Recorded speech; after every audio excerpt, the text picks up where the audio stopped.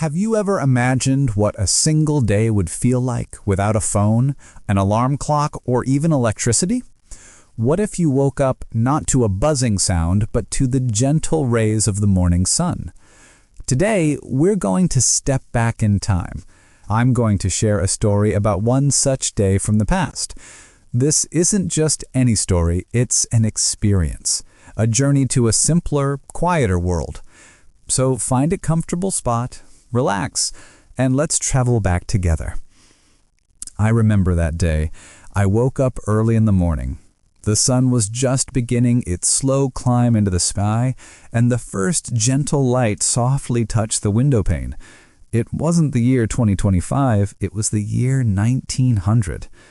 By my bed, there was no phone to check, no buzzing alarm clock to silence. The only reason I woke was because the sunlight, filtering through the thin curtains, gently nudged me awake. The bed itself was small, and the blanket felt heavy on top of me. It had kept me warm through the cold night, but the air in the room was still very chilly. I sat up slowly, my back feeling a little stiff from the hard mattress. The room was perfectly quiet. There was no hum of traffic from outside, no sound of machines whirring to life. The only thing I could hear was the soft, sweet call of a bird just outside the window. It truly felt like I was living in a different world, something you might see in a video titled "A Day in the Life, 1900s America." I went to wash my face, but there was no modern bathroom, no sink, no hot shower. On a small wooden table sat a simple bowl filled with cold water.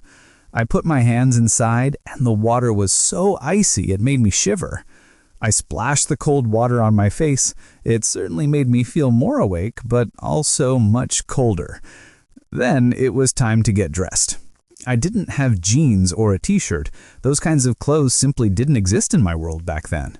I wore a simple white shirt, pulling it over my head and fastening the buttons. I put on my brown trousers, which were made of a thick, sturdy fabric. On my feet, I wore heavy boots. The clothes weren't new, they had small holes and the stitching was old and worn, but they were strong and kept me safe and warm throughout the day. After getting dressed, I opened the window and the fresh, cold air rushed in. The street outside was quiet. A horse passed by, pulling a wooden cart filled with fresh vegetables for the market. There were no buses, no cars, just the simple sounds of a new day beginning.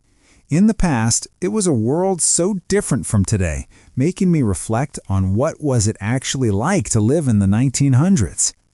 I then went into the kitchen. The kitchen was small, with a wooden table in the center. There was no fridge and no electric light. The only light came from the window. On the table, there was bread, butter, and a jug of milk for breakfast.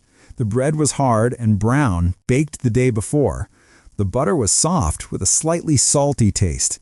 The milk was fresh, creamy, and thick, tasting so different from the milk we have today because it was natural and had no added sugar. I sat down at the table and my family joined me. We didn't have plates for everyone, so we shared. I cut a piece of bread and spread the butter on it with a small knife. The butter melted slowly because the bread was still a little warm from being near the fireplace. I dipped my bread into my soup and ate slowly.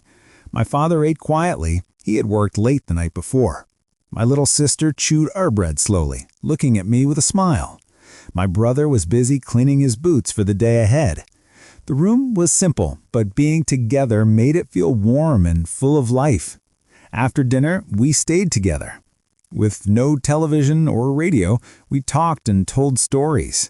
My father shared tales from his childhood, using his hands to show us how he played in the fields long ago.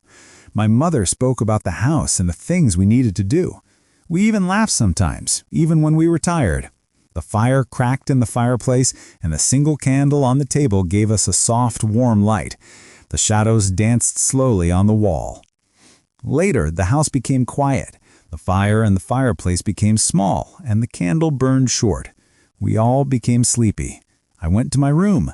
The bed was small, and the blanket was heavy, just as it was in the morning.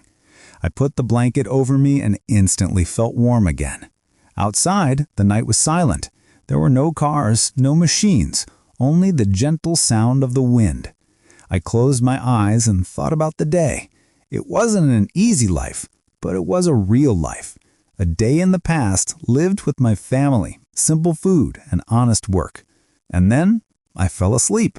Thank you for joining me on this journey into the past. I hope this story helped you relax and practice your English listening skills.